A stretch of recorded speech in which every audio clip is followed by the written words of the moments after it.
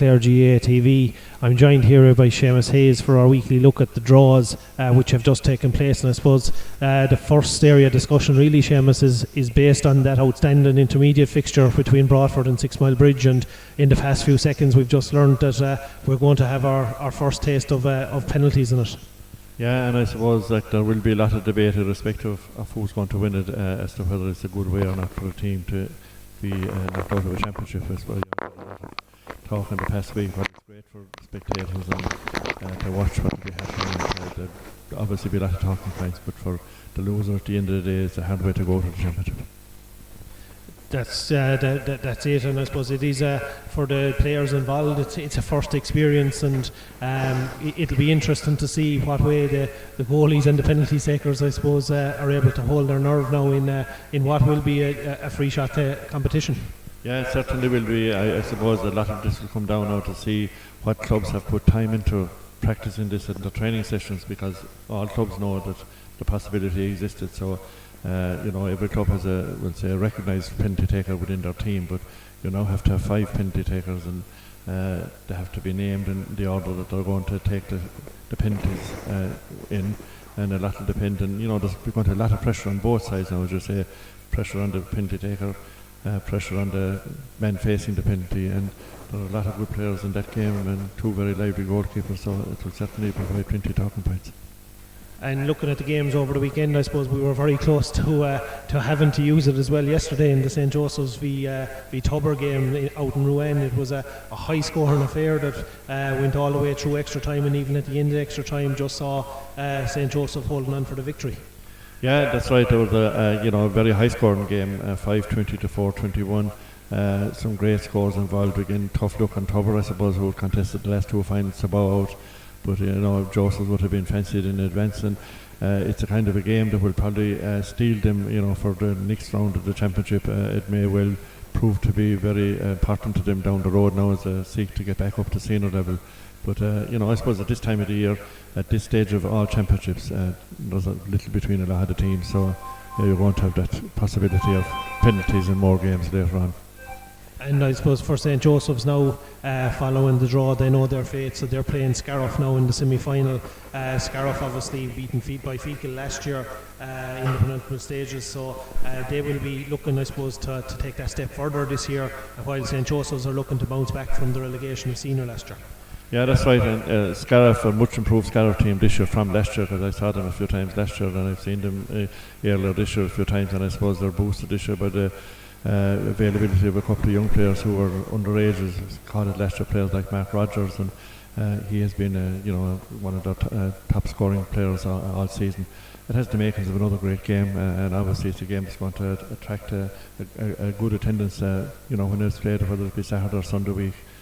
Joseph will probably be slight favourites, but at this stage they all know that there's nothing between teams, and all teams will believe that they're capable of beating each other.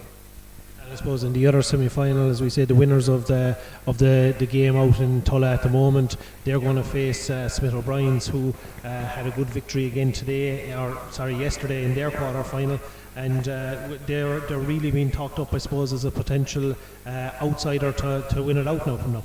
Yeah, that's right, and they have been running up big scores in all of their games, and they've been working away quietly, and I suppose they haven't been maybe listed as favourites everywhere, but they've been working away quietly. They've won their games comfortably enough, and they'll fancy their chances, against either the Bridge or Broadford. And it's going to be a local derby, whichever way it goes, because they're all from that neck of the woods, and they'll fancy their chances of getting to the final. And then if we turn our attention, I suppose, to the senior draws that have just taken place, we'll start with, I suppose, the first one, and that is the Crusheen v Cracklow game, which I suppose we'll see a mixture of styles. Crusheen, very impressive today in the first half in their victory.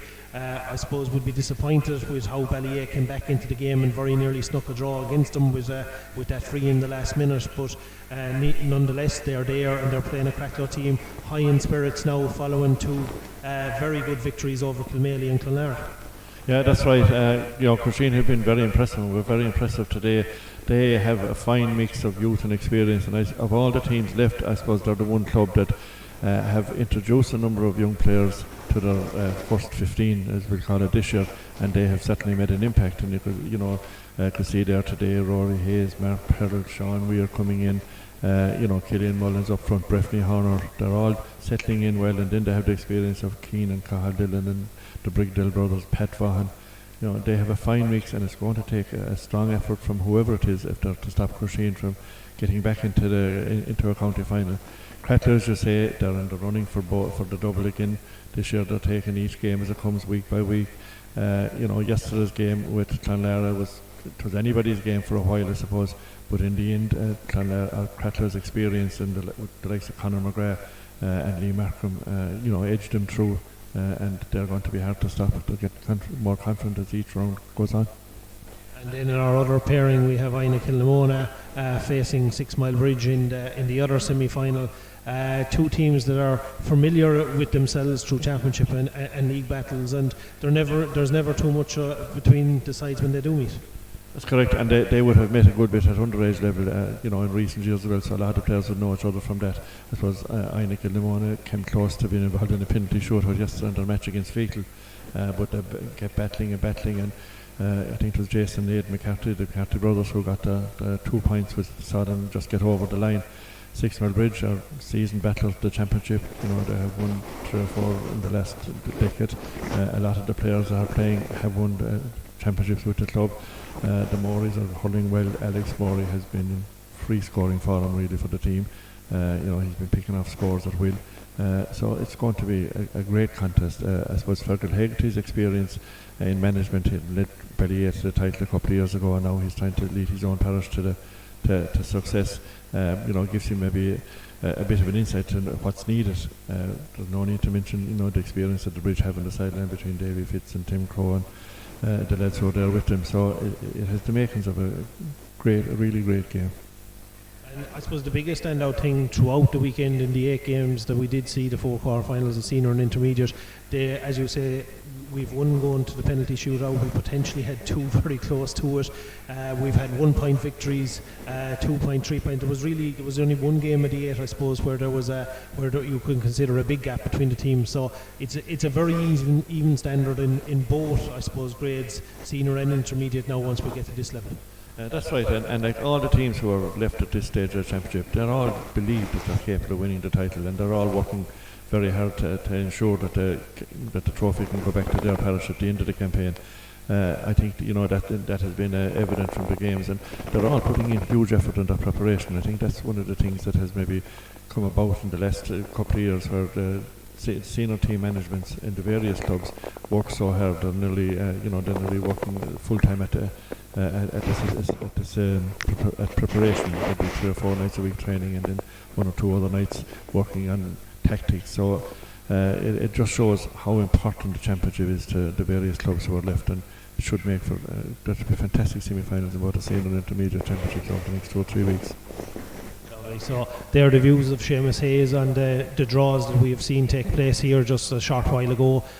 Both sets of semi-finals, the senior and intermediate, will take place in the weekend after next, on Saturday and Sunday week. So we look forward to those games and the battles between the remaining sides in both championships, as they try to be the last 2 standing to contest the county finals at each of the grades. Thanks very much to everybody who watched. Thanks to everybody on camera and in the background who've helped out here today, and we'll talk to you again soon with an announcement on next weekend's games. Thanks very much.